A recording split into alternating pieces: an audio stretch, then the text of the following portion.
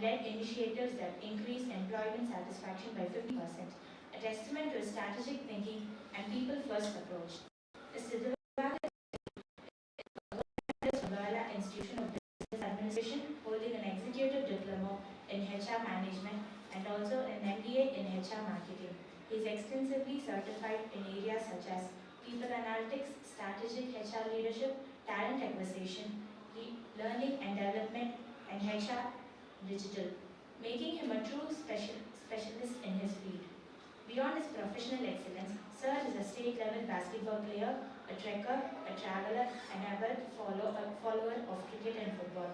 With his leadership, analytical acumen, and genuine passion for the people development, Mr. Divakar D stands an inspiring HR leader and role model. Ladies and gentlemen, please join me in giving a warm welcome to our Chief Guest.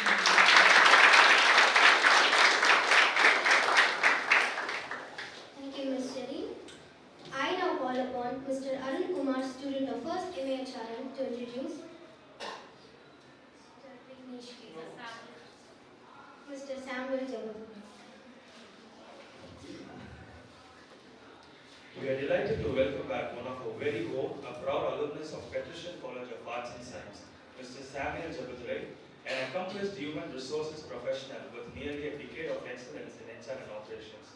Currently, he serves as the Human Resources Team Lead at PRODA, Chennai, where he drives the entire spectrum of HR functions, recruitment, employee engagement, talent management, learning development, retention strategies, and exit management, playing a key role in shaping organizational culture and growth. Mr. Jabbar has had an illustrious career journey with reputed organizations including Standard Chartered Bank and Sprint Soft Technologies, where he was consistently recognized for his contributions, earning multiple accolades such as GEM Pinnacle Performance Award and GEM Business Champ Awards across different years. These achievements stand testimony to his commitment, leadership, and passion for people development. Beyond his professional accomplishments, he is a strategist, creative thinker, and an event planner with certificates in leadership foundations, growth mindset, generative AI in HR, and design thinking from prestigious institutions like IIT Madras and Loyola Institute of Business Administration. His academic journey, which began right here at Petrosian College, went on to include an MBA in Human Resources, and today he continues to inspire as a dynamic leader in HR domain. Mr. Sam Jabbar is truly an inspiration and aspiring professional. Dear Gathering, please join me in extending a warm and heartfelt welcome to Mr. Sam Jabbar.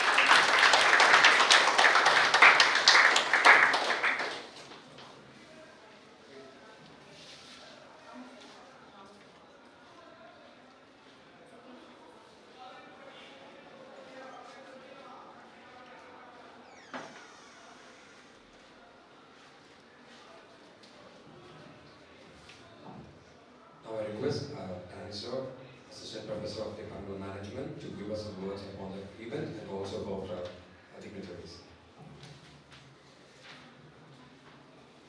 So good morning to everyone gathered over here.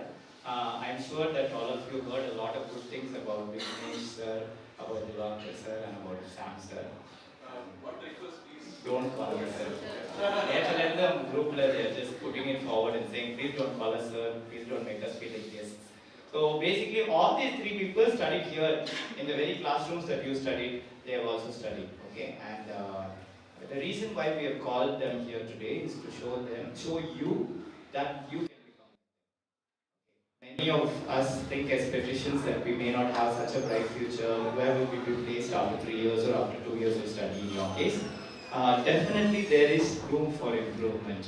And today I'd like to take this opportunity to encourage all my students who are gathered over here to move forward, catch the bus which nobody else catches, take the path which nobody else takes. Because once you find your uniqueness in the world of corporate, definitely you will have a growth that nobody else can match in a short period of time. And I think when these guys were getting into the industry, they were into a lot of pioneering stuff. And so that's why they have made it big in the industry today. And this is not the end of their journey. Of course, they have a lot more to go forward. All of you know them as HR professionals. I know them as BBA student, as sports secretary and department secretary. So I was just explaining to second MHR students this morning about all your achievements over here. And Divakar nale basketball nale Divakar. Konjam. Yes, yeah. Can you just stand up, Divakar? Yeah. Please stand up. Yeah. So Divakar was always known for basketball as well as high jump. He always used to get the first place in high jump. Nobody can jump higher than Divakar, and so that made him a natural selection to be the sports secretary of our college in 2014-15. And we are very glad to have you back. As I was telling my class, I don't know much about Divakar because he was BCA. I used to say he's my junior because I also studied BCA. But then other than that, we are always like, enemies. Who else from BCA over here? Please raise your hand. 1, 2, 3. Yeah. 3 more BCA come to management here. So I think it is a kind of a natural movement from BCA to management role. And then we have with us Vignesh, who has been a person who nobody else in the department knows except me, because all of them joined later on. And Vignesh remembers, I think, very fondly Dr. Nagajodi and also myself. And we have been, I was his class teacher for how many years? 2 years. Yes, and third year Bhavani ma'am came along, right? So I was his class teacher for 2 years and we had a lot of fun, a lot of exploration we did together. One thing about Vignesh that I noted very much was that he was trying to bring in things which were not there in the college. He tried to bring in membership to ISEC, which is the student community. And finally he found out that in college they were not going to allow him, so he went and became a part of ISEC. And the day that he started going there, the day that he started attending meetings over there,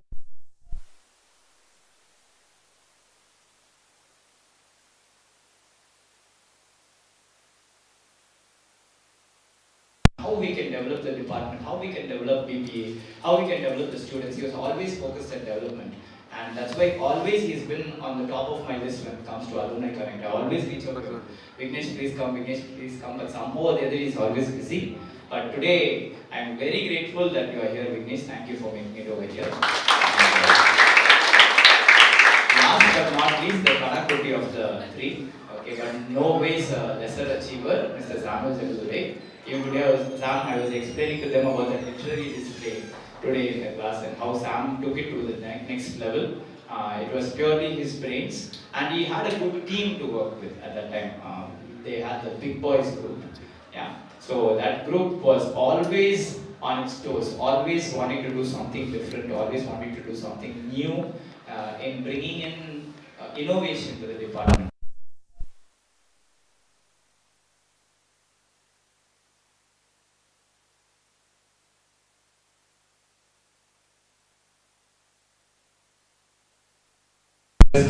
With the presentation as well.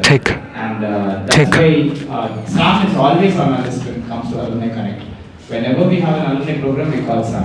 Why? Because he's also readily available. And right from when he was a student here till now, he always keeps giving input. And I know I'm using the word always a lot, but that's how it is.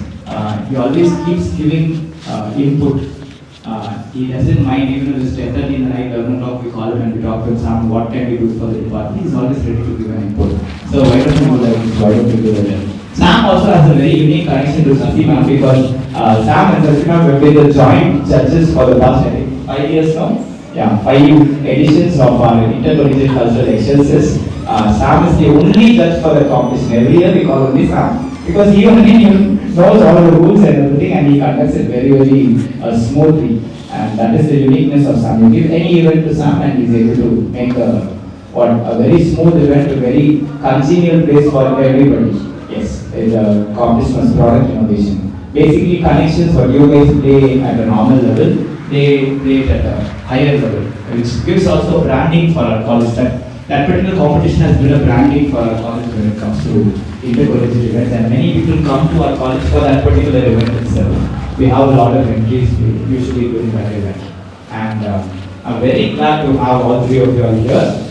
Once more, I'm telling all of you students who are sitting over here in the seats, please understand that your future is not full stop after Patrician College. It's only a comma, because that comma is going to help you to project into the industry as much as possible so that one day you can also come here and sit down like this. I would like to see each and every one of you coming here and sitting down as an alumni resource person, so that we can conduct more alumni connect, and you will give more relevant details, more relevant insights for the students of that particular time.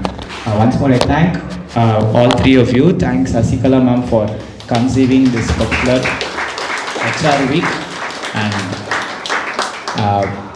thank you so much for giving me this opportunity.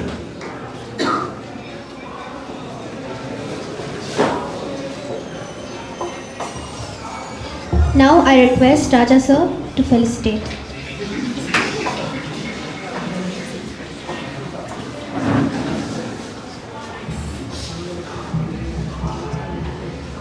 So good afternoon, students. How are you? Okay. So maybe students, that includes our today's dignitaries also. Good afternoon, students. Okay. So thank you. So the program says that am I right? Coffee. See, what is the purpose of coining this term, coffee with HR? Is there any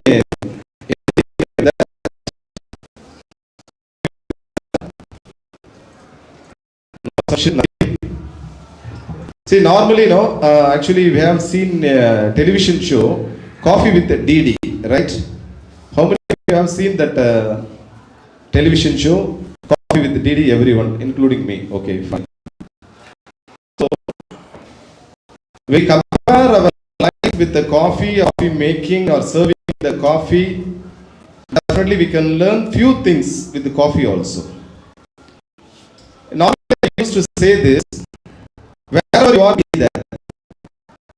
Wherever you are, be there. That is the meaning. Whenever you are having coffee or tea, you should stick on with that coffee or tea. Then only it may be tasty. Am I right? See, coffee with HR in the sense, they are giving a lot of inputs. They are showing their knowledge. They are showing their wisdom. More than that, they are showing their experience. That matters. Am I right? Normally, our HR students, you may expect what more? Industrial exposures. See, majority of you say that sometimes, no, sir, we are lacking industrial exposure. Am I right? See, when compared with the other college students, we are lacking with that industrial exposure. Actually, there is a gap between the education as well as the industry. Maybe the corporate and the college, definitely there should be a gap. There may be a gap. How we can fill that gap in the sense, now today we have seen three pillars, three icons, three young icons. They are filling this gap to remove away your feelings. Am I right? To give away the good feelings, good essence of HR. Right? How many of you enjoyed their presence as well as their lecture? How many of you enjoyed? No? Yet to start. Okay, yet to start. Okay. See, definitely you people will enjoy their exposure. Why I am saying this? Definitely, normally, you should be proud to be a patrician. Once a patrician, always a patrician. See, now, in front of you, one person, the great personality, Mr. Daniel Felix Joseph Chalk is seated here. Am I right? See, whenever, actually, he was All India first student. See, actually, he wrote he got All India first rank. I request everyone to give a small appreciation to him. For MBA, he got All India first. For MCA, All India third. See, such a vibrant personality is your class teacher. Maybe first HRM class teacher.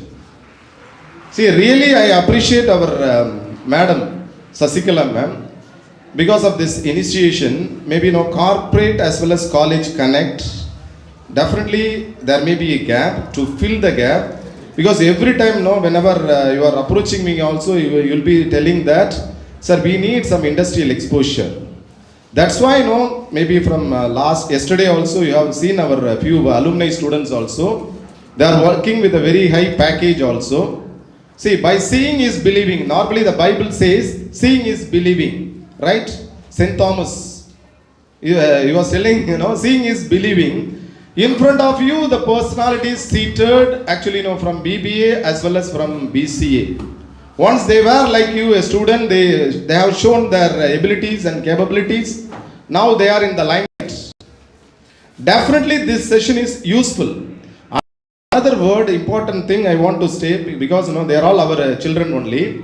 Even though they are all grown up, even though they are all in very big field and domain, still I believe that they are our children. See, with the connect only they came here. See, please be loyal to our department. Please be loyal to our college.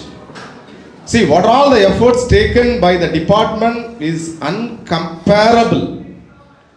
See, I think I may out of the box also excuse HOD as well as HOD madam, please excuse me.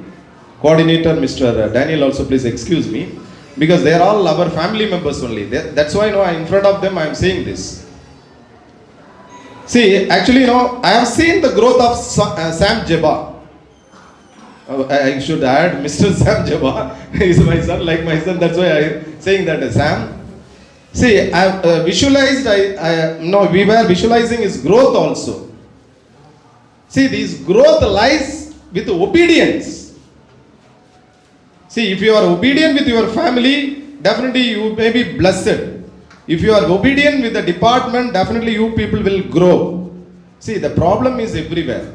See, problem is everywhere. Problem with me, with someone, but you should have that adjustment and patience.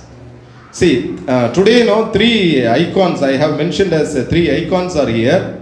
Mr. Vignesh, Regional HR Business Partner, Mr. Divakar, HR Manager, then Mr. Samuel Jabadurai, also HR Professional.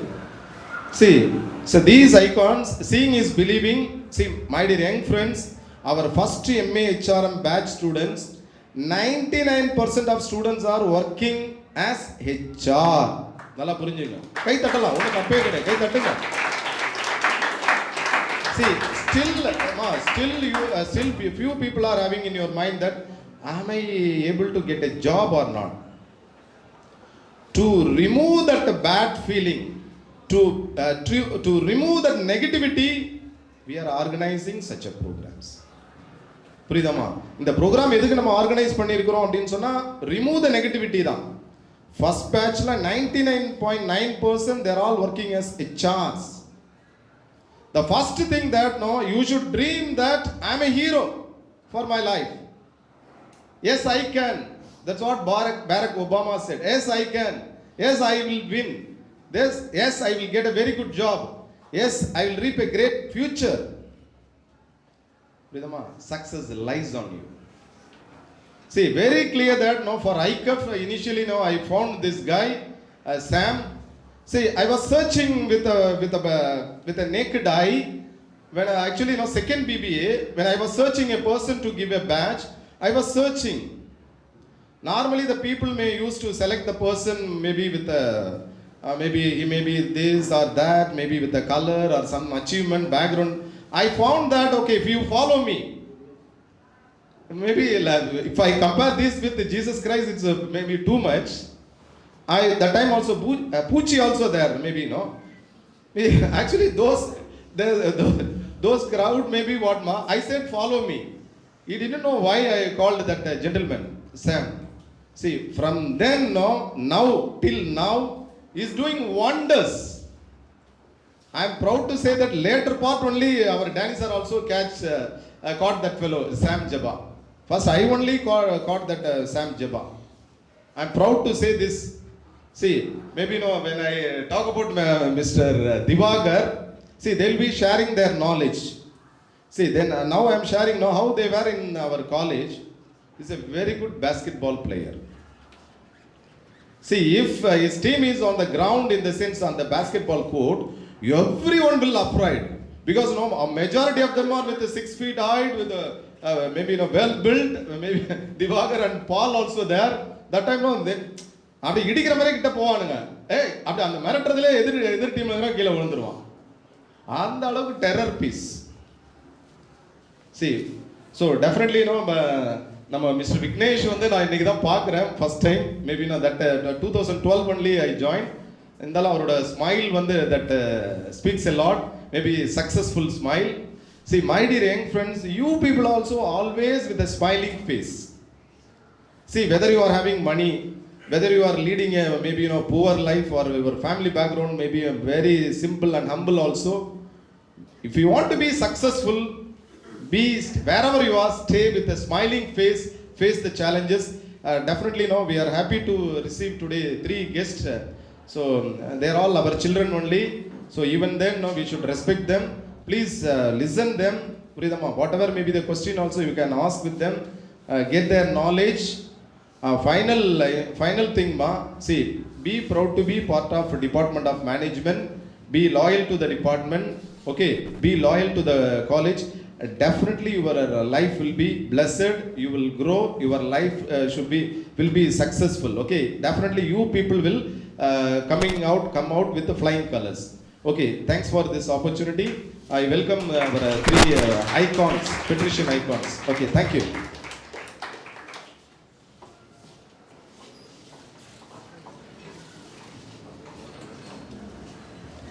Thank you, sir, for your encouraging words. Now, I request our Raja sir, Assistant Professor, to honor our chief guest, Mr. Samuel Jebadurai, with a memento.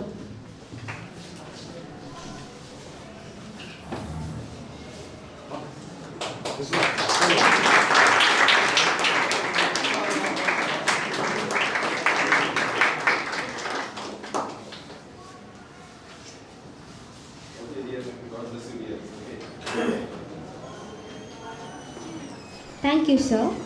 Now, I request our Sasikala ma'am, head of the department, to honor our chief guest, Mr.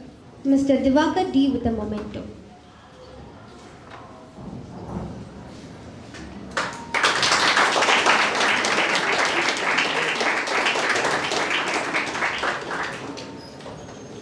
Thank you, ma'am. Now, I request our John Brito sir, Assistant Professor, to honor our chief guest, Mr. Vignesh K, with a memento.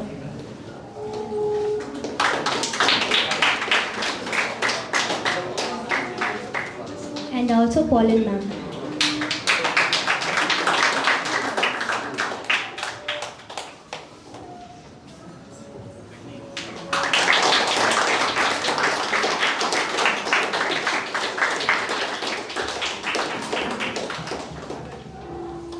Thank you, ma'am.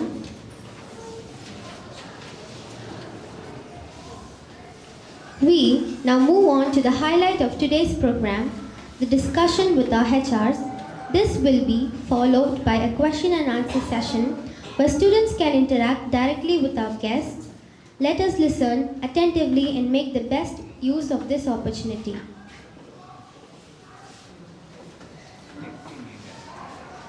Thanks.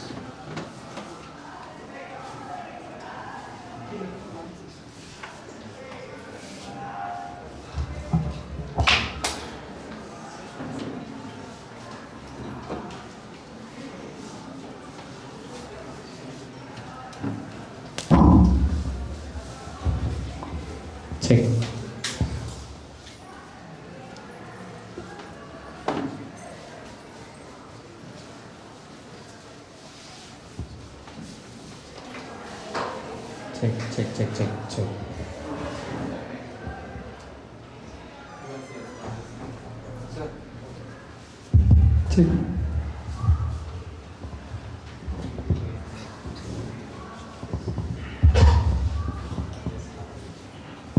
So good afternoon everyone. We are very glad to have already, as we said, Mr. Divakar, Mr. Vignesh and Mr. Sam with us. Today we are going to have a short panel discussion on in 2 rounds. Okay, so the first will be on skilling for tomorrow, and this basically is going to encompass the concept of AI with HR, and we are going to ask one by one for them to share their views, and then we'll have a short discussion. Then we will open the floor for discussion with the students as well. So you guys can pose your questions. We'll have the mic passed around to you. Please raise your hands if you want to ask a question. Okay, so we'll start first with Mr. Vignesh on how this particular topic of skilling for tomorrow is relevant not only to today's younger generation, but also in the industry as well. Thank you. Good to see you all today. While Danny sir gave a brief introduction about me, I thought I'll just add on few things which I can correlate with the topic as well. Okay. When I joined here, before I joined, I did my science group. 12th, I took a science group, and then I somehow decided that I want to do HR. I came here, I didn't bring my parents, I came all alone. I went for the application room, I took the application. They said somebody has to come, a guardian has to come for me to join the college. So I joined second semester. It was during the second semester that I couldn't attend any of the semester exams. I had a personal emergency at home and I could not attend any of the exams. Third semester, we have this wonderful system where the arrear papers will be in the second half of the day. Is it still the same or things have changed? Still the same, okay. University still didn't change, I believe. So, morning I had an exam and then evening I'll have the second exam. You guys have this wonderful person here, Danny. I don't know, I really want to share this because it's a life-changing thing for me. So, he used to sit with me during the lunch break after my first exam. He used to still sit with me, take me through the entire book while I'll be getting a fried rice and I'll be munching on it. He'll be there to assist me in terms of taking me through all the topics. And I'll listen to him and then I'll go and write the exam. I've cleared all the exams only because of him in the third semester. This is just one story and I'm sure there'll be a lot more stories he would have touched upon in his life. And thank you, I really want to thank you for that. I haven't spoken about this anywhere, so I thought today I will touch upon that as well. So one thing during my introduction, Mr. Danny was pointing out that, I spoke about an organization called ISEC, right? What is your college timing? I wanted to be more interactive. What is your college timing? 8 to 12:15. Okay. We had around 7 to 1, right? If I'm not wrong at the point of time. 7:30 or something. Our college timing was 8:30 to 1:30. 1:30, correct. So what I did was, while he rightly said, not everybody gets opportunity. Anybody play football here? Does anybody play football? Oh, super, great. There's a latest statistics which has come in. I'm not sure if you guys have noticed it. During the entire play time, what is the play time? Can somebody get the mic? 8 and break time. The play time, football play. How long do you have? So that is optional, only those 30 to 45 minutes. That's early morning. Okay, 45 minutes is, no, I'm not talking about the actual football game. What is the time? How long they will play? 90 minutes. Football player than Football player, the street play lot of. Okay. Fun, very good. Very good. Super. Do you know Ronaldo is there, who is one of the prominent player, okay? In a match of 90 minutes, how long a player will hold the ball? A player will hold control of the ball. Do you have any idea about it? Or it's open to everyone? Yeah, anybody who plays football. In a game of 90 minutes, while there will be X number of players, how long a single player will hold the ball in control?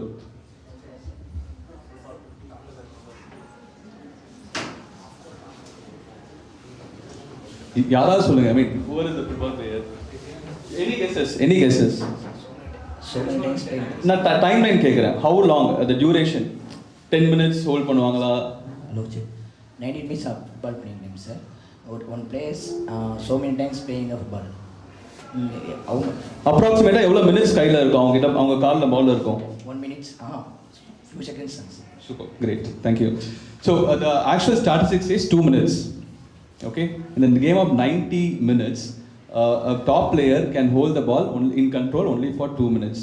But imagine the amount of time that person would have trained for the 2 minutes of game. That's something which is more critical, right?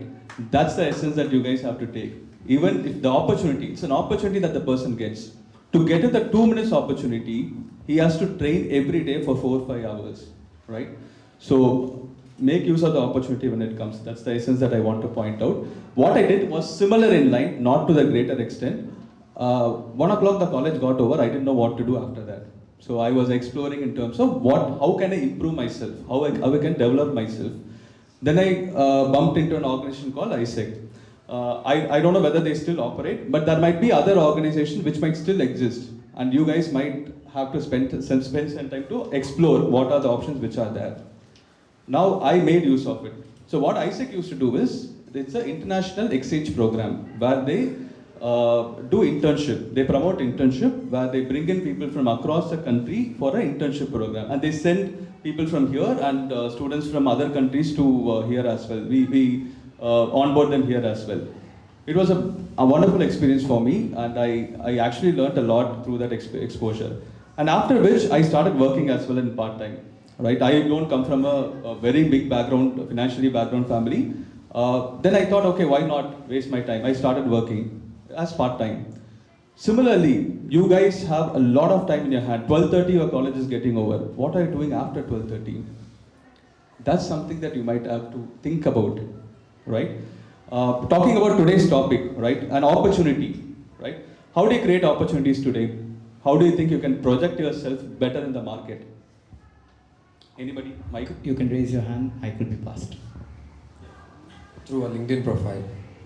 Very good. Okay. And through our social media, like we can publish any videos which is related to our course, and attending conferences, and mostly paper presentations, publishing, sort of. Very good.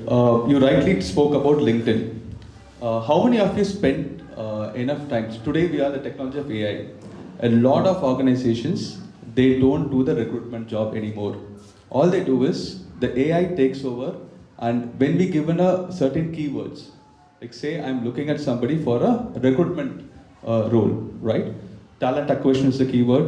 What else is the keyword? I want to hear from others. Say if I have to hire somebody for a recruitment role, a junior recruitment role, right? What are the keywords that I might probably use? As a recruiter, what are the keywords that I might probably use? Recruitment specialist, okay. A payroll, not so relevant, okay. Communication skills. Communication skills, okay. Talent acquisition, very good. Leadership, okay. Anything else? Okay, technical skills. What else? Internship, I may not use that keyword, okay. Okay, there are a couple of options that you guys gave, right? So understand that one point that the AI will pick based on the inputs that the recruiter gives, right? I given certain keywords, I will probably say that I want somebody who is into IT recruitment, right? So I might give certain amount of keywords. Those keywords has to be there in your CV. That's very, very critical. Or in your LinkedIn profile as what has to be mentioned as about your profile, whatever that you capture, those details has to be there. That's something that you might have to start working on, right? I'm talking only from a placement standpoint, but in terms of AI in today's life, most of you, did anybody hear this say, most of you would have heard this famous thing that, AI is going to take over your jobs. All of you have heard it? I have a different viewpoint towards it. People with AI is going to take over your jobs. As long as you're not adapting towards AI, then that role is going to be with somebody who has adapted the AI into their work life.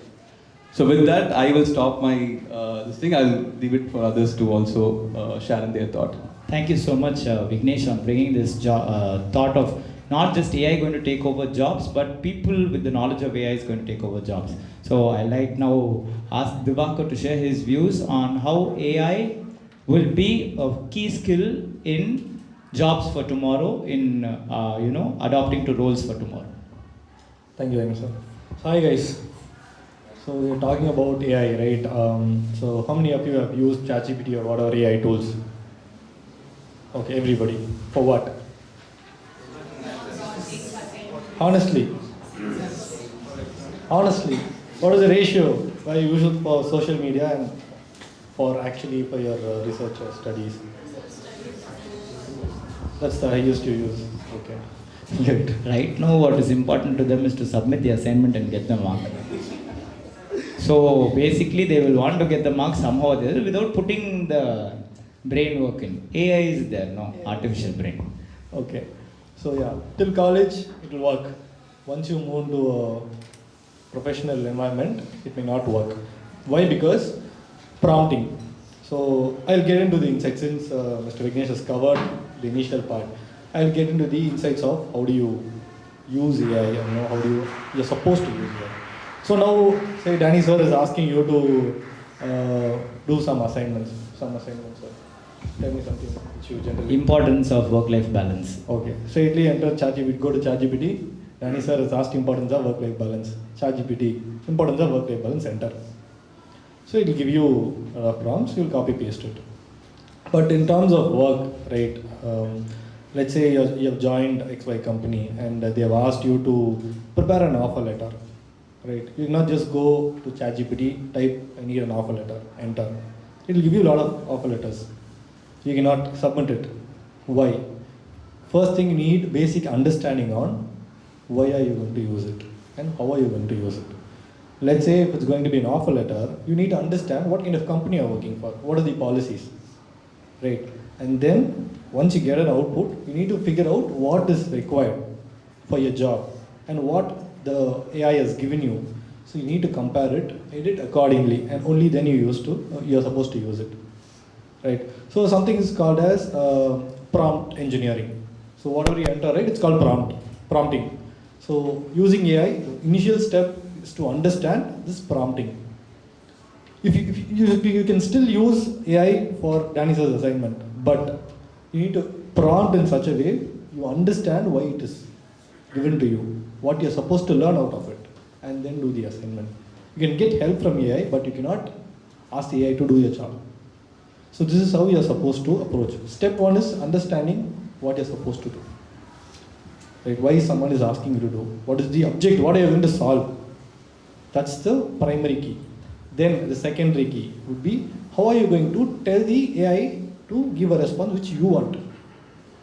Right? That's called prompting. It's called prompt engineering. If you have time, have a look at prompt engineering. If there are software engineers or somebody from BCA, right? So yeah. Software engineer, Mr. Software engineer or anywhere related to software. So you cannot just go to ChatGPT and say, hey, I need an application, build it for me. Yeah, it will build it for you, but it will not work. So there's something called as markup prompting for software.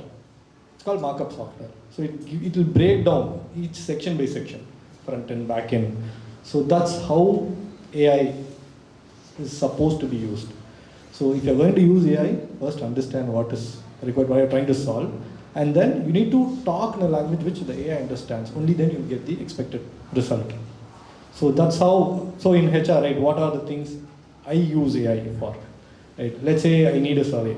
I cannot sit and draft a complete survey form. Let's say it's going to be employee satisfactory survey.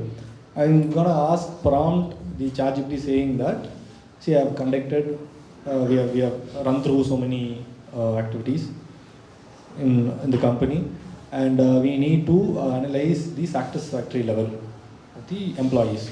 So I need a satisfactory survey covering XY points, or emphasizing on XY points.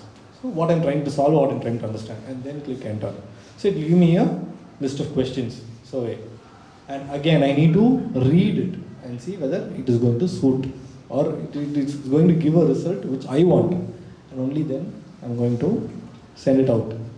Right? You will get the results. Okay, it will give you suggestions on what are the actionable insights, but you cannot actually implement it. So that's where the human intervention comes in. Yeah, you can do all the tasks using AI. Right? Starting from recruitment, as Mr. Vignesh said, right?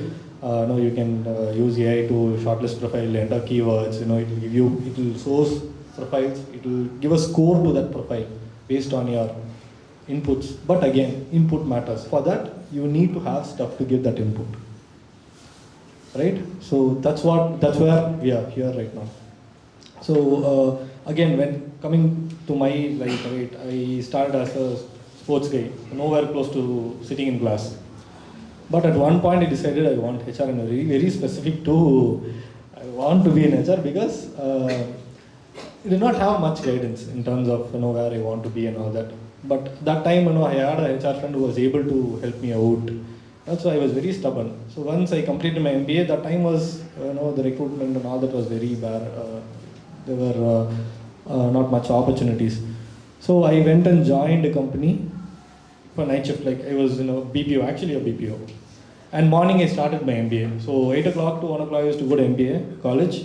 And again evening 3 o'clock, 4 o'clock to early morning 2 o'clock I used to go to work. So that's how I started my career. And once I finished my MBA, for 1 month I did not have any jobs. And I had a lot of BPO jobs. I quit my job. So I was thinking, what was I lacking to get into HR?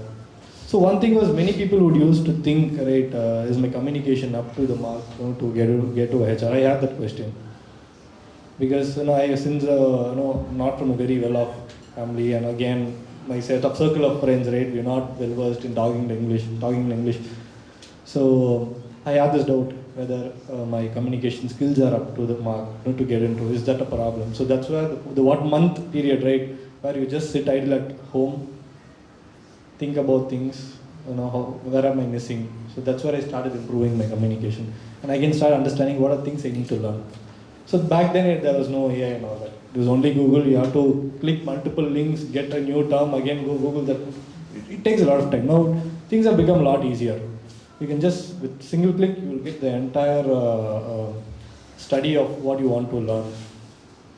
So as Vignesh said, you need to think about what are you going to do when you have more time. So yeah, AI is there. So it's actually a blessing for you guys, but if you use it rightly, it's not there to generate Ghibli or whatever. Yeah, we can do that on one side.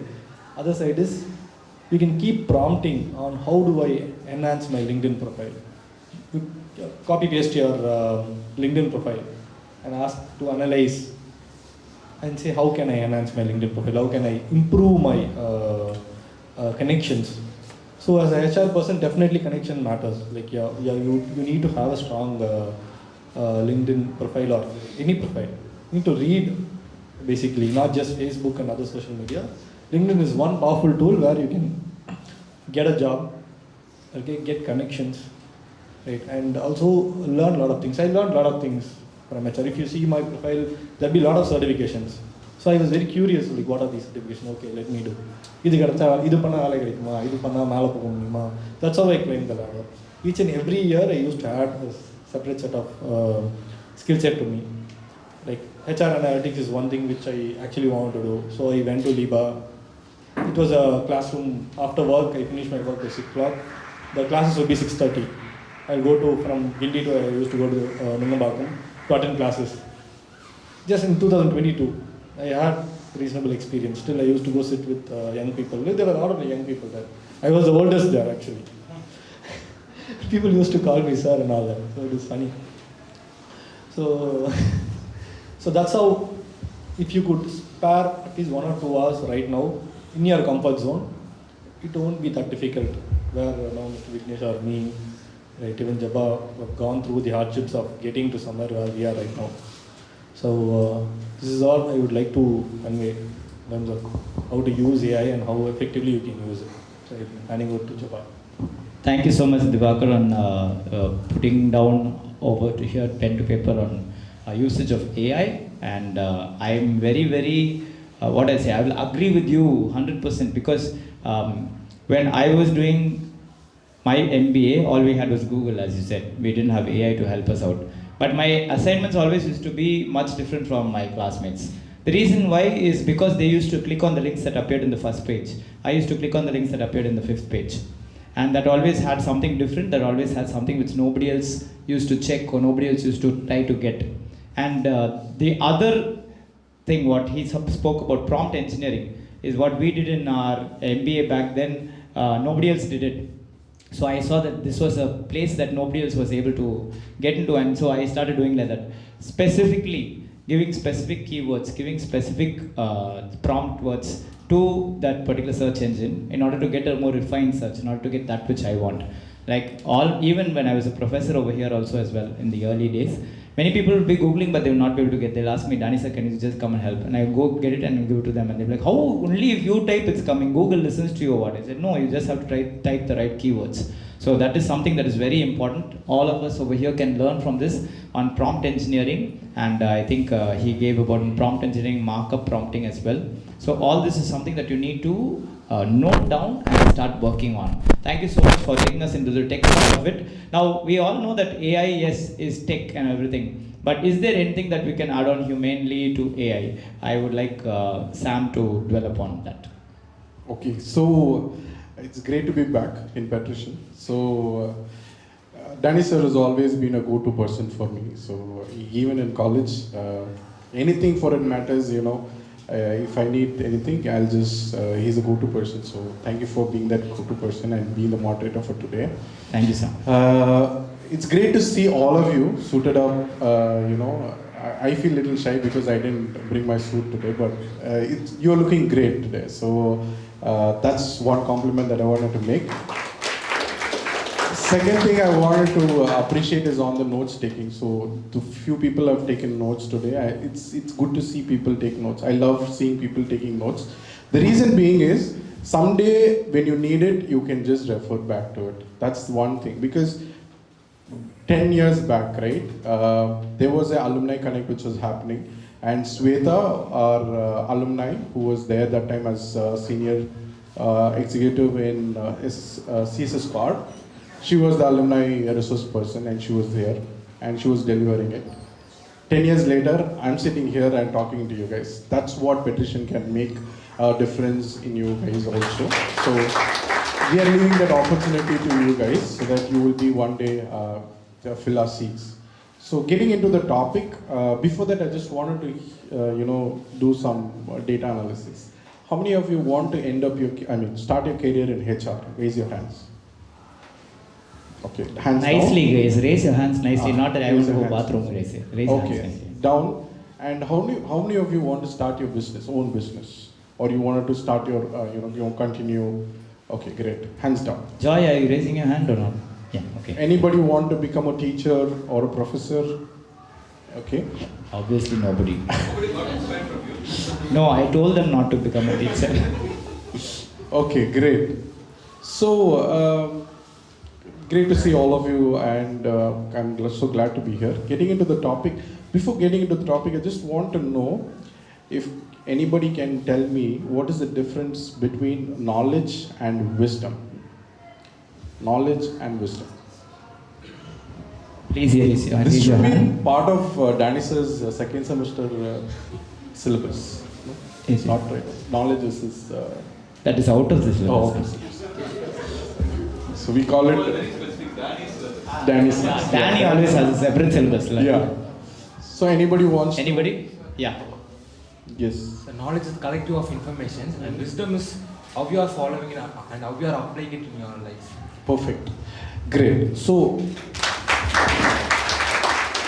yes, exactly what he said. So knowledge is basically, if you know Excel or PowerPoint, if you know all the tools which is there, and how you can use it, that becomes your knowledge.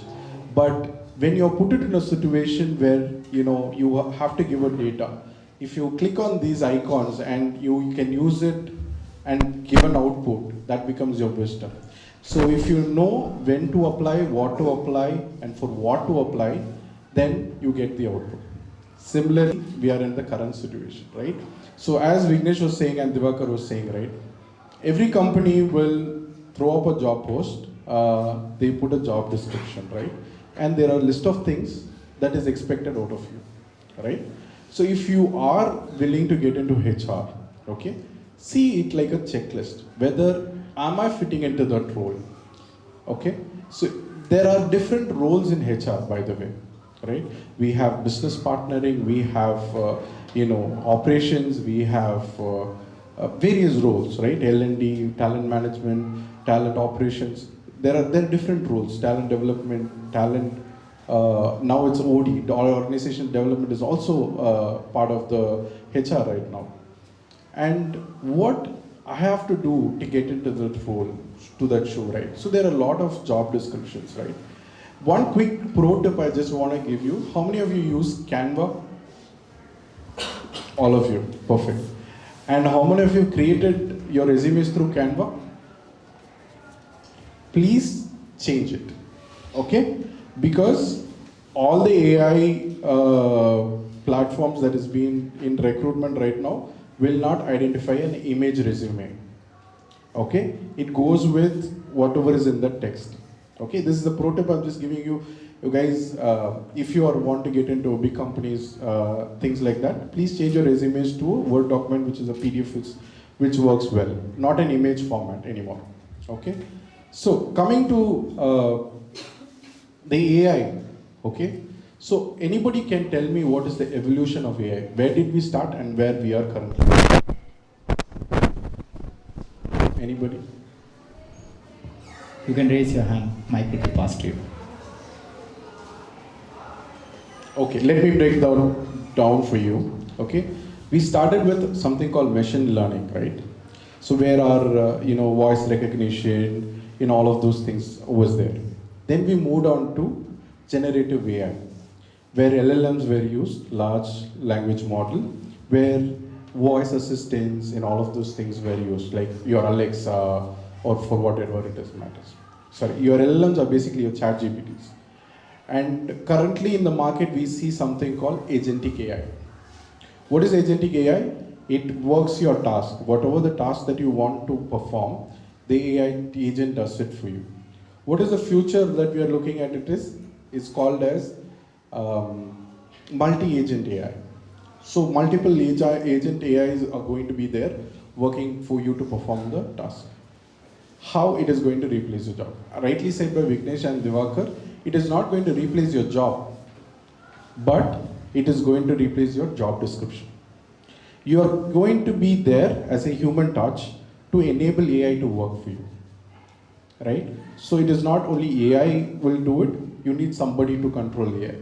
So what in my terms I will put it as is, you need super intelligence to manage your artificial intelligence. So superhuman intelligence is required. How we will get that skill? We have to understand how AI works. That goes back to our knowledge to, a wisdom conversion.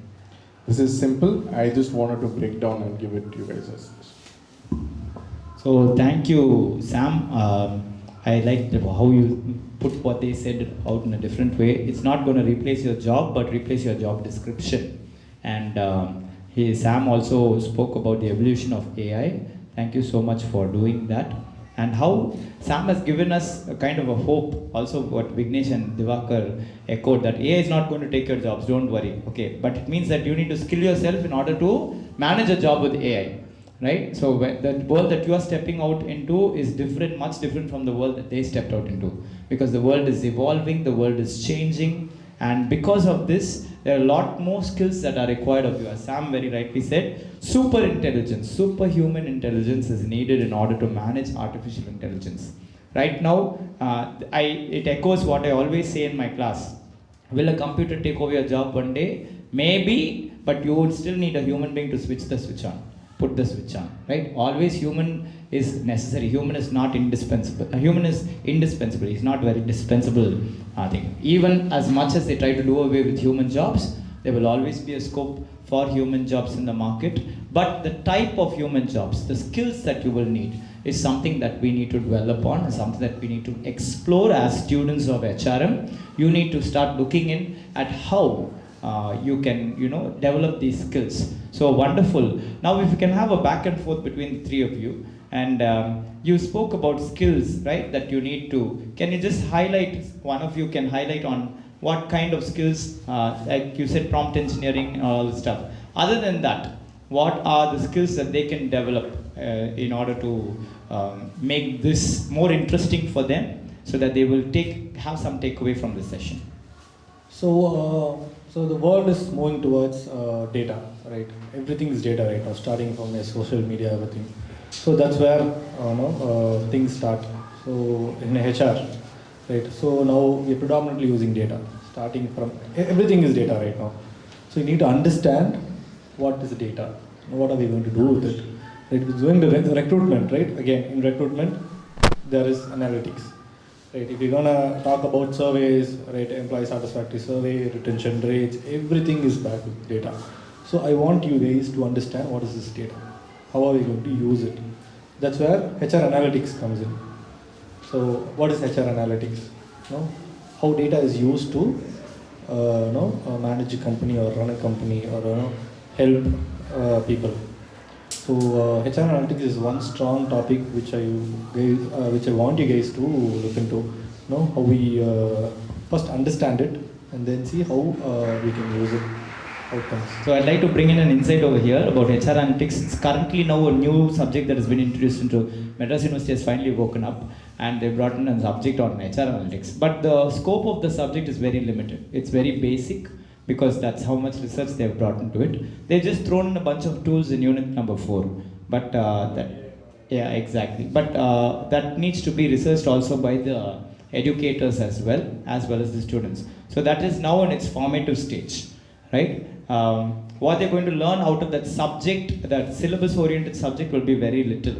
How much more do you think that it is being used in the market? If any of you can throw insight into that, how much more? Yeah. Before that, I'll finish off my point. Adding on to Divakar, what I want you guys to focus on is the fundamentals, right? Fundamentals is basically we got used to using calculators, right? If we're still using the calculators for addition, subtraction, multiplication, then it is wrong, right? Our human brains is developed for intelligence, right? So, right now how we are using ChatGPTs, the fun part is always there in ChatGPT where you use image creation, all of this. Fun part is there. But are we using the ChatGPTs and all the AIs for solving the complex problems? If you have a very complex problem, you want to submit a strategy tomorrow and you're breaking your mind, right?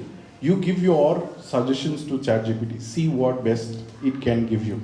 ChatGPTs can make mistakes, but if your fundamentals are right, you can tell that ChatGPT is wrong. If your fundamental is shaking, right, then you will totally rely on the technology. That is where we have to waken up. And we have to be strong in fundamentals, right? If you learn something, strongly learn things, right? If you're learning Excel or anything for it matters, learn the basics, keep it strong. When you're stuck somewhere, to solve the complex problem, AI is there to help you. I think Vignesh raised his hand, he had a view. So, want to share one of the things that AI helped me to solve a problem, a real life scenario when I was working. So, I work as a HR business partner. My key role, I work for a bank. All of you know how a bank operates. I'm sure all of you would have visited a branch at least once, right? I had a major problem where the attrition was pretty high. People were leaving. We don't know why people are leaving. There are XYZ numbers. People say that nowadays everybody is more aspirational. Everybody wants a career growth within a year, within 6 months, within 2 years. Now we were trying to figure out which are the people whom we might probably lose out in the near future. Say I manage close to 1,500 employees in today's scenario. If I have to do a study with 1,500 employees or I have to connect with 1,500 employees to understand what is the problem, it's not going to help me in any way. The time that I'm going to take to talk to everybody, that's going to be humongous, right? So we have something called predictive index. Have anybody heard about it, predictive index? Yeah, I think they've heard about predictive analytics. Yeah. So we gave in certain inputs in terms of trying to understand who are the employees whom we might probably lose out, right? It predicts. The AI predicts who are the people based on the pattern. You won't believe the pattern also involves the number of days this person has taken leave in the last 6 months of time. So there are data which have been taken into consideration, and out of this, say, assume that I had 1,000 employees, 20% of the employees have been listed down, and then it was given to me. Out of this 20, you won't believe 80% are right in the next year. The accuracy is 80% on the predictive index, right? While my attrition was around 40%. So for me, end of the day, instead of running for the 100%, all I have to do is run behind the 20% and ensure that they stay with me, right? So that's one use of AI which practically happened in my life. And day to day, so while both of them added more insights in terms of applicability of the AI, right? Last week I had a meeting, right? And I have this habit of walking around when I'm having a meeting. I listen to a lot from the employees. So I was writing everything on the whiteboard marker. Meeting rooms have a whiteboard marker and I keep writing everything as and then employees given their suggestions. Now, after which I have to take it further with the respective departments, right? So there will be multiple departments, there will be multiple queries, and I have to send it across to them for resolution. Our work doesn't end with only listening. We have to ensure that the resolution happens. So now, all I did was take a photo of this whiteboard marker where I've written everything, put it in the chat GPT, and I just prompted. Like he rightly said, the prompt is what matters a lot. I wrote a prompt saying that I want minutes of the meeting based on the image. Now, the output came. Obviously, my handwriting might be a little bad. There are words which might be changed, right? But the context is something, the base knowledge is something that I carry, which ChatGPT or AI will not carry. While it's in the progress of development, tomorrow that might be even more intellectual than us. But at this point of time, in today's scenario, it's about the base knowledge and how we apply towards it, right? AI is there to support me. It ensured that I didn't spend 2 hours in drafting the minutes of the meeting. It helped me to simplify it within 10 minutes of time. Now I had to rework on it in terms of improvising it. It will not pick up the jargons that I'm using. AI will not understand the jargons that I use in the banking technology industry, right? So that's the way that AI is helping on a real life scenario. I just thought I'll just park with 2 examples which you might probably be able to relate better. And further, we are going to digital. Banking industry itself is too digital now, right? I still remember that I used to go along with my grandmother to the bank every other time they want to take the pension. I don't remember the time that I actually went to the branch for any servicing in the recent days. You don't need to go to the bank today in order to have any service, right? Everything is there in the mobile application, you use it. Now we were thinking, okay, we have 10 members in the branch, 10 employees in the branch doing X, Y, Z numbers. Today in HR, we have an AI system which ensures that the basic queries are being taken care of. We have a chat box built in within our organization where you go and type, like I want the payslip for April month. It will give you the attachment. Say I want to know what is the tax that I'm paying. You type it there. I want to know about the medical benefit that I get out of the organization. You type it there. It will prompt you. The work that I did in that AI is that what are the prompts to be given? What are the prompts that has to be rightly used? What are the prompts that employees might probably use? Those inputs have been given from me, right? Now this saves a lot of time for me on the basic queries. People just generally call and then they will be like, sir, I want to know about what is the policy, how should I avail the medical benefit? Giving an example. And now all this transactional work is something which is saving a lot of time for me. I am not getting into any transactional work. Today I work with the leadership team in terms of restructuring the organization, right? How we can make best use of the resources that we have, rather than sitting on the transactional work, on the queries that employees might have. That is also even more important. We cannot neglect that. Employee experience is a key. As an HR, ensuring that employee experience, that's a key that we might have to look into. And as I was talking about banking, today when you go to the branch, there will be a person who is called a teller or somebody who sits in the counter to address your basic queries.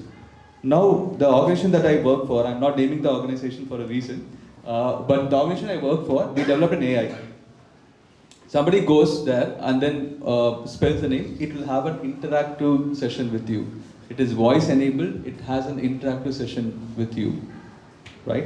So that's the way that we are growing at this point of time. And one simple request to all of you, whichever the organization you, I was talking about opportunity when I spoke about football, right? Right after DBA, I had 2 offers in my hand. One with HDFC Bank, which was a contractual job. So those days, I never used to take freshers on the on-roll, on the direct payrolls. They were paying me 8,000 per month. And there'll be a TDS of 10%. 800 will go there as a TDS. And I had another offer with a consultancy for 25,000 with the yearly bonus. I have an incremental, even today I think consultants will have incentives. Like you do a number of profiles and then you get certain incentive on the shortlist and onboarding that you help with their clients. I chose HDFC. I chose HDFC Bank only because I thought it will give me a good experience. And today I'm here because I chose that. If I have been behind that opportunity which I had for 25,000, I don't know. I may not be here today, but probably since the opportunity that I took at that point of time, HDFC, and I ensured that my presence was felt in the organization. Within a year, the skip level manager, he took me on board and he said, Vignesh, you spent 1 year with us. While I want to extend your contract, I feel that you should go and do your post-graduation. The scope for you is more, so do your post-graduation. And he ensured that I applied for MS. I didn't know what MSW was until that time. He ensured that I applied for MSW. I studied my MSW in MCC, and then I'm here today. So ensure that when you get the right opportunity, make better use of it. That's more critical.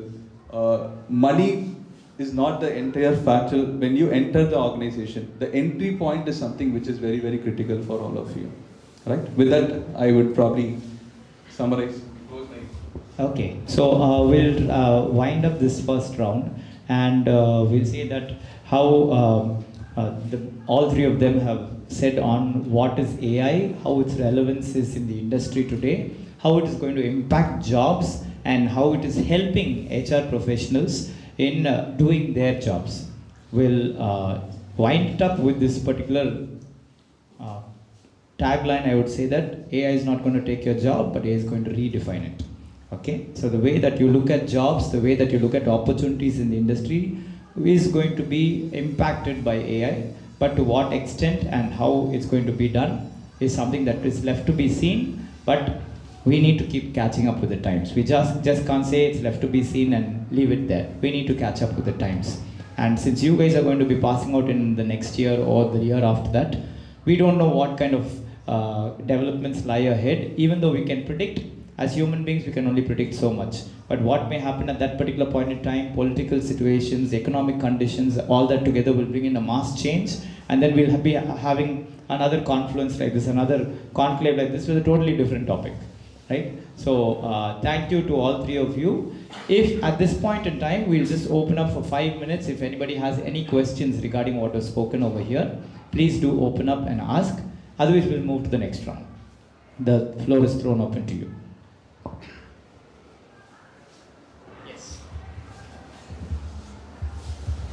Check. My name is Samyukta.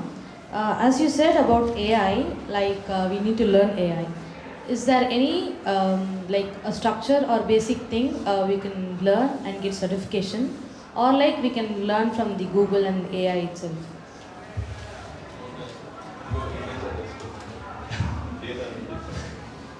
So you don't need to learn AI. So it's an AI engineer's job. I want you guys to understand how AI works.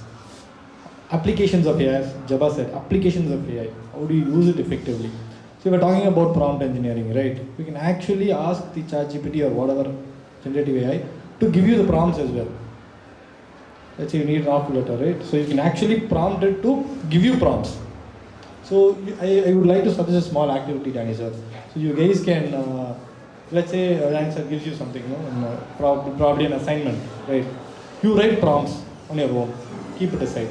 And you ask any generative AI to generate prompts for this particular problem statement. You compare it. As and when you keep doing it, you will understand how AI works and how you can do the prompt engineering properly. See, like I was quoting the support that Danny sir gave during my third semester, right? Back in the days, we are not supposed to bring mobile phones into the campus. I don't know when that thing changed. Post-COVID. Okay. Everything changed post-COVID. Hadn't I had ChatGPT at that point of time? So today, what we are supposed to do, when I used to study, what I used to do is, every topic under there will be subtopics. That is what typically, when whoever is evaluating, they will look into. I go through the subtopics, and then I can write stories inside that. Obviously, I know what is the context it is.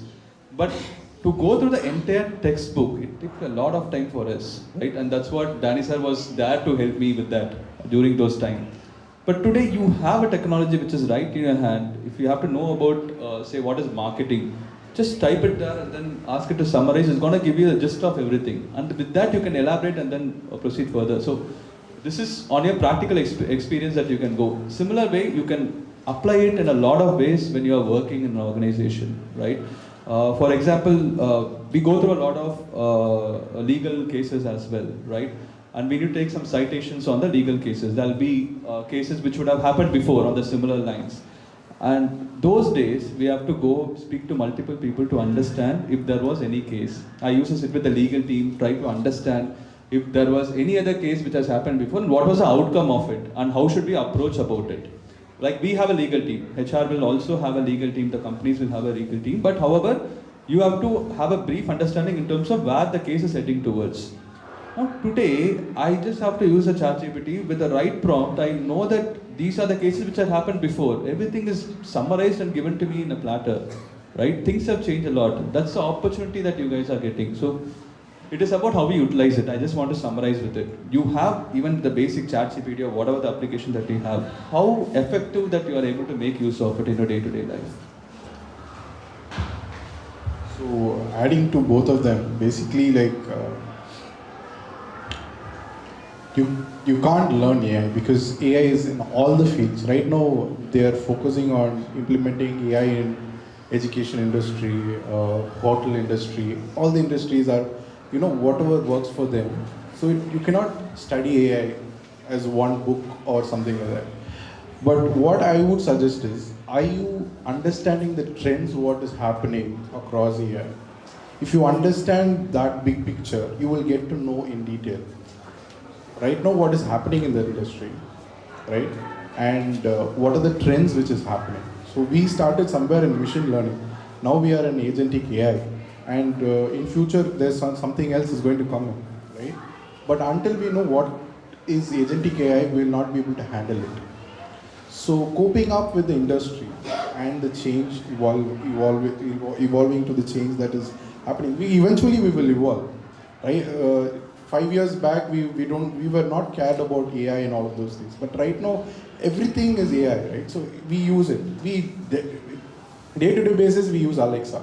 We use Google Siri or iPhone Siri and other things also, right? So we evolve to it and we adapt to it. But what is the thing that you need to understand is how do we apply for our problems? How do we find solutions for our complex problems? Is that I want to add. Great. So what three of them have summarized is that there is no particular course to learn AI, but learning about the trends that are going in AI and how it can be applied, how you can make the best of it is what is necessary. Do we have time for one more question or can we move to the next round? Yeah, one more question. Hi sir. So can you give us some examples of AI tools that is being used in day-to-day HR activities? This you guys have to tell us. Tell us what are the AI tools that you guys use.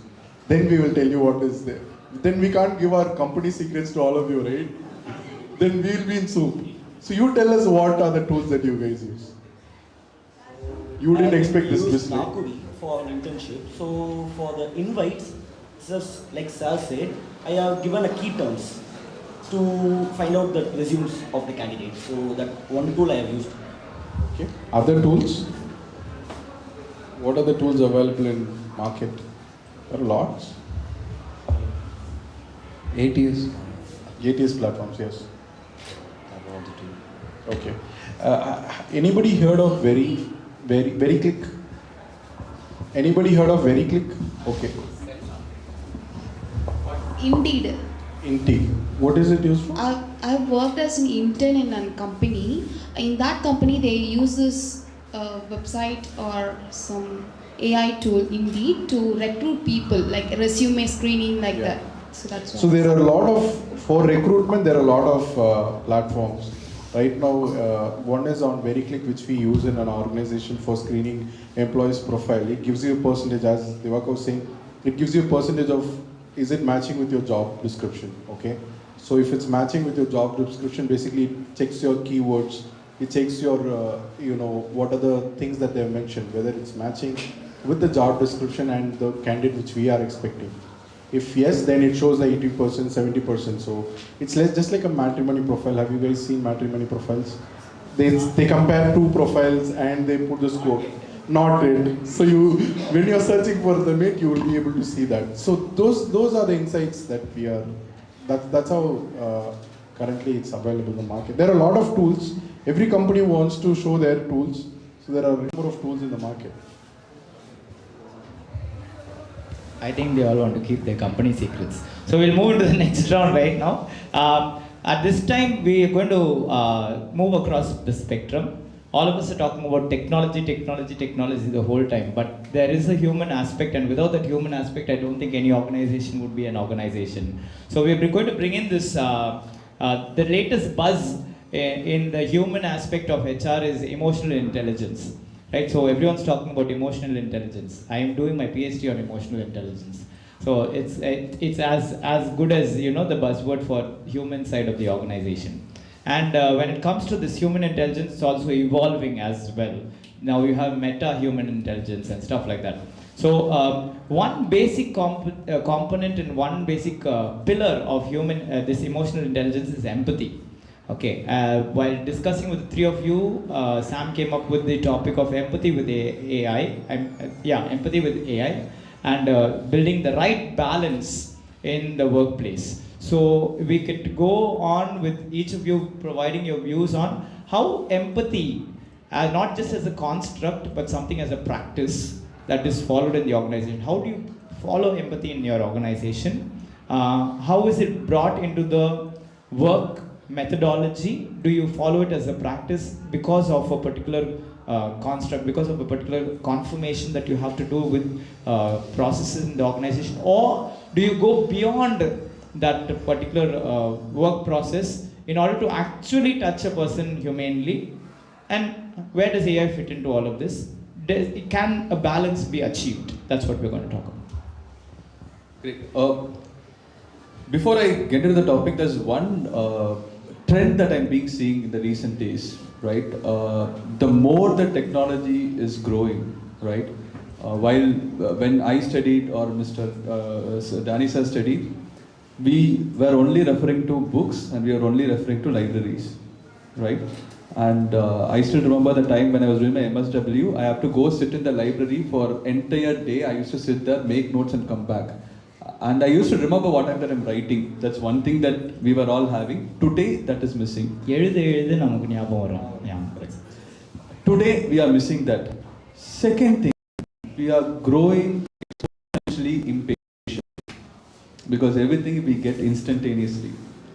I was having a chat with my grandmother a year back, and she's now 78 years old. And I was just casually asking her how she used to, take care of things those days, because there was no telephone or anything, there was no technology back in the days. To get a money order, her parents used to be in Tanjore, and she was settled in Chennai. So to get a money order, it takes 7 days. You have to write a letter, a postcard, and then that reaches that person, and then it takes 7 days for the money to come back, provided that person already has the money in hand. Now today we get it done in 5 seconds to send the money, right? Any information that you want to grab today, that takes a fraction of a second for you to get it, and it's all in your fingertips today. So this is making people more impatient. This is just my perspective that I'm sharing with all of you. And we, in our organization, we have tied up with an organization, a vendor, who takes care of the employee counseling, the emotional well-being of it, right? We have a connect a session which we have organized, and we have kept it with a specialist on that. As and then every month that it goes, whether I promote about that facility or not, the numbers are growing exponentially high. And remember, these all have to deal with emotions. Everything has to do with emotions. And somewhere down the line, we felt that as and then we grow, banking is a service as well as a sales-driven organization.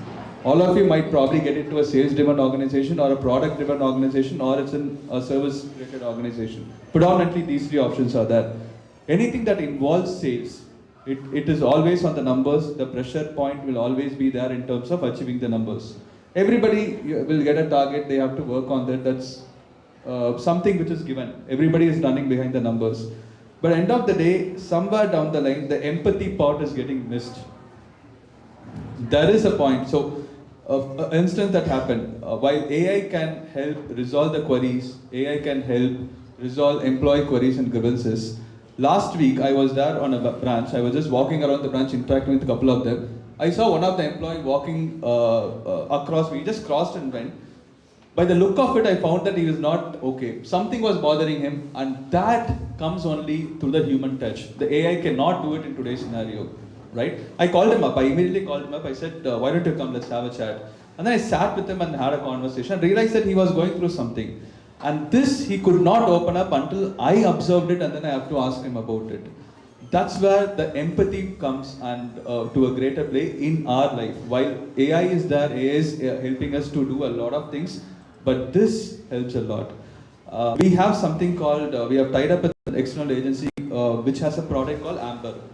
It's a product where every product, that AI product, is customizable as per the organization. That's why we are not even talking about most of the products here, because everything is customizable, and we also buy products and then we develop on it, right? As customize it, probably, if I have to put it across. This Amber is basically where, as I told you, I manage 1,500 employees. It's impossible for me to with all of them in a year. While when you become HRs, when you become generalist or HR BP, your predominant role will be is to have a touch point with everybody at least once in a year, right? It can be in any form. It can be a focus group discussion, or it can be addressing them one-to-one, so on and so forth. Now we felt this is taking a lot of time, and a lot of them may not open up.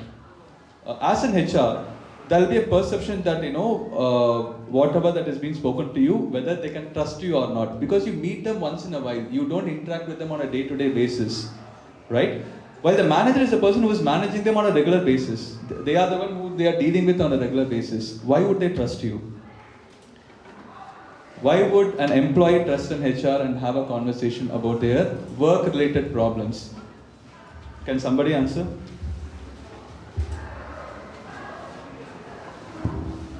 So, my name is Sean. Because they might feel like intimidated to to pose the question, or they might feel that the work is in danger. Thank you. Anybody else? Anybody wants to share any other views? I'll reiterate the question. The question is, why does the employee not want to talk to their immediate boss or their manager about it, but rather choose to talk about their problems to HR, whom they don't see every day? Maybe they'll have to interact with them every day. They might feel judged if they ask questions like that. So they might talk to someone they don't know, so they don't have to see them every day. Got it. Thank you. See, it works both ways around. It's a double-edged sword. Some of them might feel comfortable with you. Some of them may not feel comfortable with you, right? This is where the problem statement that we had. We had a problem where I met, say, 10 people. 5 of them or 6 of them are opening up with me. The rest of them are not opening up with me. And my time with them is something which is not giving me a much of productivity. So what we felt was, we subscribed to this thing where, a platform where it will have a touch point with, it's a chat-based touch point, where the minute an employee who gets onboarded, 15 days, 30th day, 45th day, and every 6 months that they complete, we programmed it, we customized it. A set of questions, we framed that questions, a set of 10 questions or 20 questions goes to them. And they have an option to just rate it, or if they want to give any remarks, they can type in the remarks, whatever that they want to do, right? And we promoted it saying that it's completely confidential. None of the managers still have access to it, only HRs have access to it. So we promoted in such a way that this is something which is confidential, and you can share whatever that you feel. Now today, I don't have to talk to the 1,500 employees on a regular basis, but the information comes to me. Whatever that the inputs that they give, it is all in the data format, and I have it handy. I can always use it to represent to my senior managements as well, right? So that's the way AI is also helping in terms of understanding the emotions of the employee, because most of it is on the emotional part, the way that they felt on a particular day, that the way that they've been treated in the organization. So most of the queries which comes in through the portal that we have built in, it is on the empathy, right? AI also supports us in terms of ensuring that the empathy also is being taken care of, highlighting those points where the employee is feeling low, the employee is feeling that they need a support system to be done. And one of the employee a month back or so, when I spoke to him, I met him a week back, and then the next week he has written a lot of inputs in the platform. Then I called him up immediately and I asked him that, when I met him, you never spoke about all of this. I just met you. Then he was like, sir, I don't know how to open up and talk to you. I don't know whether, I was not feeling comfortable to open up and talk to you, but I felt better when I wrote it. So there are employees who will be that way, and how we touch upon their lives is very, very critical as an HR.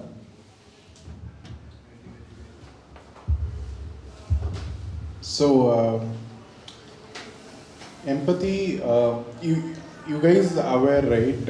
Anybody have, most of you, I think most of you would have seen Endiran 2.0, right? There's a red chip which plays an empathy role, right? If there is feelings and all of those things, if it's there. Right now the red chip is not there in all the AIs right now, okay? Instead of that is where our role comes in. The power of HR is we have the data, right? We are the ones who are dealing with the employee day in and day out. As we were saying, right? So there's a 30, 60, 90 days framework which is happening. Once a new joiner joins in, every touch points, right? From the date of joining till the 90th day, we monitor him and we see how he is evolving. For the existing employees, we have something called mode survey which will get released fortnightly. To understand how he is feeling. Is he feeling demotivated because of his manager or his peers, or who is influencing him to feel that way, right? Whether he's happy, sad, or it is just a survey which has been rolled out by the bot application, and we get the data, right? What do we do with the data? Data will still remain the data when you're not taking action against it. It will be just data. But when we take it up for the leadership, saying as in this is what the inputs from the management. Example, there's a problem in the team, right? If a team lead has around 6 to 7 people reporting to him, the team lead's behavior is totally unacceptable. The entire team members are against, the moods would be the same, right? So obviously we will have to take action against it. Otherwise, we will lose the 7 resources, potential resources, or high performer resources, right? Which will cost the organization. So we have the power to make the decision and use the data as a power to showcase and to retain the talent. So retention becomes easy for us. Right now, any company, I think attrition is rating high, but these are the touch points that we have power to retain the talent. That's one. Second thing is, we have to be empathetic. Right now what's happening is, AI cannot understand. Whatever is there in your resume is only AI can understand and give you a job role, right? But example, if this was happened few years back, okay? There was a project and there was a person required for the project for a technology, basically a web methods technology. He's a fresher to it, but we made him to support that. And few years later, web methods had an opening, okay? And this guy applied for it, but he did not get through. Reason being, he didn't mention that he knows web methods in the resume, right? Internal job posting, since he would have updated his resume when he joined, after that his resume would be, he wouldn't have touched his resume or changed it. Because of that, he lost an opportunity in IJP job posting, which is internal job posting. Being the HR, I can go advocate for him, saying as in he knows the skill, right? That touch point is missing right now with AI and all of those things, right? We know our employees better. So what, we are all rolling back to the same one top question. HR, so human touch point is required for enabling the AI to work properly, right? So that's the fundamental, right?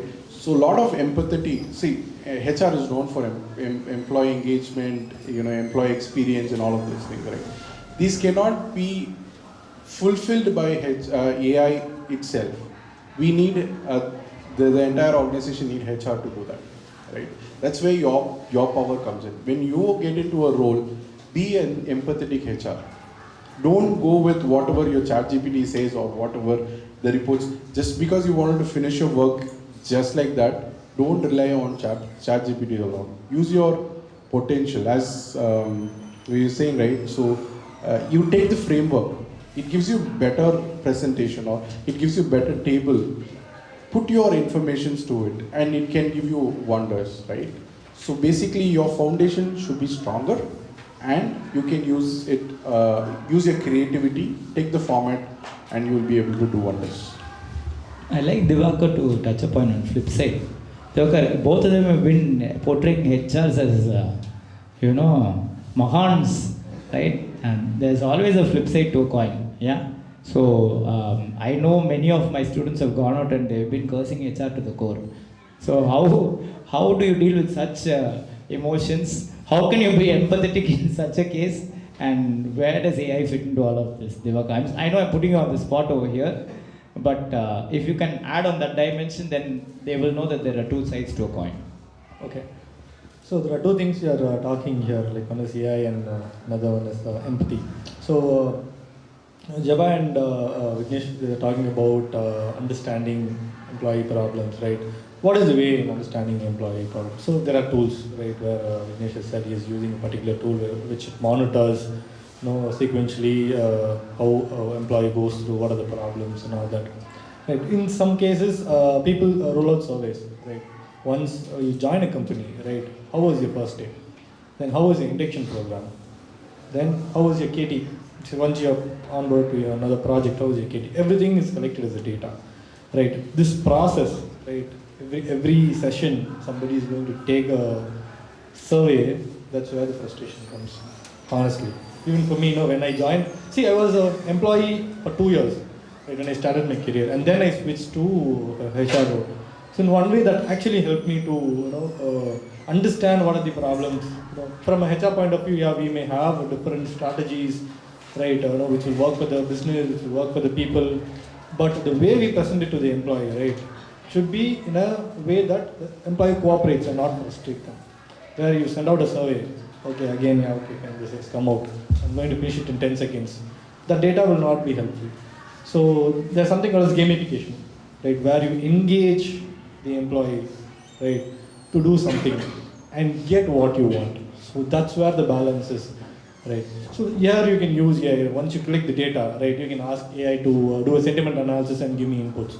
Once you get that, you can get some insights out of that input, and then you formulate HR strategy. It is going to be attrition, it is going to be employee satisfaction or retention, right. That's where your part comes in. So that's where you need to understand the employee, right? So you have to put yourself in their shoes and see, let's say I'm sending out 10 surveys in the course of 10 days, definitely it is going to be frustrating. Right, first 2-3 surveys you'll be doing it honestly, after the 7 will be mere inputs, less than 10 seconds or 15 seconds. So that's where this empathy comes in, right? Where even sending out a survey, filling out a form, need to empathize on how an employee receives it, how he will be able to do it. So that's why all this gamification and all that. Even in your college, right, surveys, science will be using gamification for teaching and all that, right? So this has come out really well. So that's where you need to strike a balance. Let's say we're talking about recruitment, right? Can someone tell in terms of recruitment, the entire process? I hope you guys know. So where are the places where you can use AI, you can automate? Can someone tell me the process? And Pass mic. It has to be recorded as well. Pass mic. For the screening purpose of the entire process. Like when you talk about recruitment, what is the process? Can you help me understand? What are stages? Stages in recruitment, yeah. So first comes the sourcing, and then comes analyzing the resumes and the candidates, and then comes the best candidate for the post, and we call them for the one-on-one interview, and then with their interviews we can sort it out. Okay. So in this entire process, right, where do you think you can automate? Where do you think you can automate the entire process, right? Where are the parts, stages where you can automate, where your intervention is not required? Yeah, where screening process can be automated, and resume filtering and resume things and all be automated. Other than that, interviews is one-on-one, that cannot be automated. Okay. The offer letter and the release can be automated? Yeah, yes. The offer letter and the onboarding process, the paperwork can be automated, but the human things we need to do. What are the human things? Interview process and induction, the learning and development, later on periods and all comes. So here, as you said, right, screening, shortlisting the profiles. You enter keywords, you ask the AI to shortlist. There'll be a score to the profile, it will be shortlisted. And then there's going to be schedule. Call schedules also, nobody's calling people. There's going to be an email which you'll receive, you'll pick up a time slot, and your meeting invite will come to you. And the first round probably will be HR, or it's going to be a hardcore technical round, they'll be put into a technical test right away, and then they go on to a HR round. So that's where it comes a profile which has a stopgap, career break, right? If you're gonna put in a keyword saying there is career break, you don't take, right? You may miss out. So there may be a lot of reasons, for why a person takes a career break. So that's where your intervention also needs to come in, in understanding how and what. Just for a keyword, it shouldn't eliminate someone. It could be a really good talent. It can be any problem, right? But if you're gonna put it in the filtration process, you're gonna lose a very good candidate. And they had a rightful opportunity to take up that interview. So that's why we need to strike a balance. If your management or if someone above you is gonna say, I don't need people with stop gaps. A lot of time in the filtration process, but that's where you need to strike a balance. You need to set the filtration criteria in such a way that you give opportunity to people like that as well, and there's a pattern to it as well. So that's where this balance is all about. Right. So adding